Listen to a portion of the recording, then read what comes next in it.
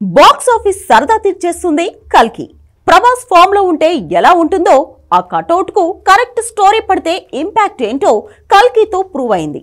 వారం వరకు థియేటర్లన్నీ హౌస్ఫుల్. 1000 కోట్ల కలెక్షన్లు దాటేయడం ఈజీ అంటున్నాయి మార్కెట్ వర్గాలు. స్టోరీ, విజువల్స్ తో పాటు ఊహించని క్యామియాలతో కల్కి 2898 AD కేక పుట్టిస్తోంది. అమితాబ్ ఓపెనింగ్ సీన్ తో మూవీ స్టార్ట్ అవుతుంది. అశ్వత్థామ పాత్రలో ఉన్న అమితాబ్ కృష్ణుడితో ఫైట్ చేసే సీన్ సినిమాలోకి ఇలా లాక్కెళ్తుంది.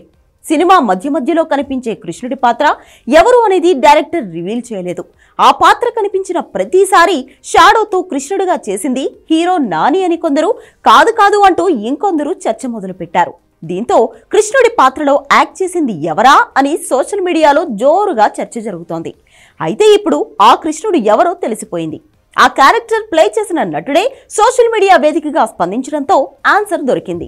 ఈ పాత్రలో యాక్ట్ చేసింది తమిళ నటుడు కృష్ణకుమార్. ఈయన తెలుగు ప్రేక్షకులకు పరిచయమే. డబ్బింగ్ చిత్రం ఆకాశం నీ హద్దురాతో పలకరించాడు. సూర్య హీరోగా రూపొందిన ఈ మూవీలో ఆయనకు స్నేహితుడిగా నటించారు కేకే. ధనుష్ మారన్లోనూ కీలక పాత్ర పోషించారు. కాదలిగితో 2010లో తెరంగేట్రం చేసిన ఆయనకు కల్కి 5వ చిత్రం. ఈ సినిమాలో విజయ్ దేవరకొండ అర్జునుడిగా నటించి ఆకట్టుకున్నారు.